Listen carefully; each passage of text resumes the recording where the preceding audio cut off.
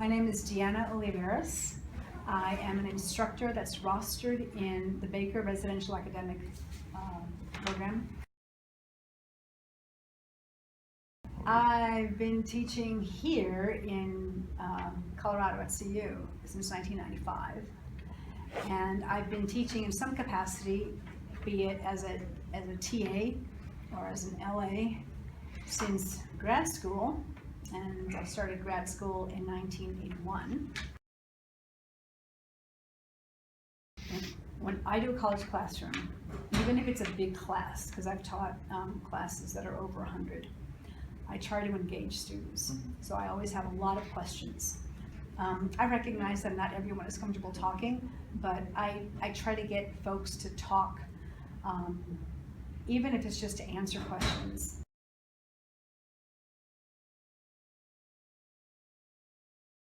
From my perspective, yes. And what I mean is that I'm not expecting males to answer any different from females. I think everyone has equal say in the college classroom, but it depends on, like, if it's a male teacher, I think that they'll call on the females more, and if it's a female teacher, they'll call on the males more.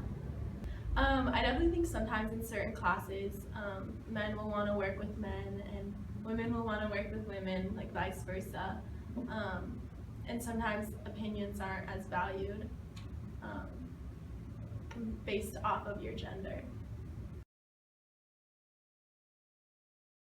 I think the reality is that sometimes females, if I had to make a stereotype statement, I think females tend to be a little more shy or withdrawn, more reluctant to offer commentary.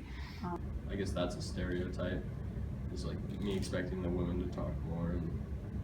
I definitely feel like in my classrooms, at least, there's not too many stereotypes, but probably varying in different classes, depending on if you're like in an engineering class. I definitely feel like engineering is obviously stereotyped to like be more geared towards like guys rather than females.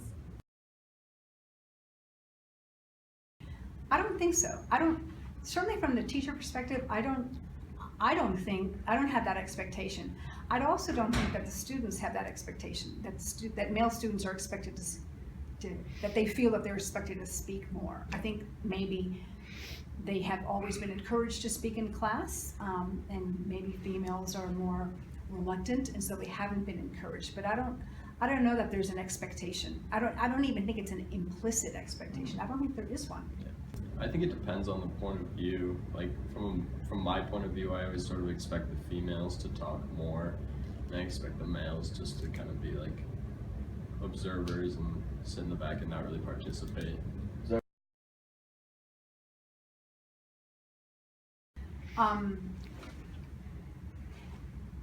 So I think the first thing that comes to my mind is whoever raised their hand first. So if I have people who have been speaking a lot and multiple people who have been speaking a lot raise their hand, I don't even know how that I decide. I'm imagining that I look at the person closest to me or address the person who I'm gazing, in whose direction I'm gazing. I don't think so. The biggest factor in student success is how willing that student is to engage.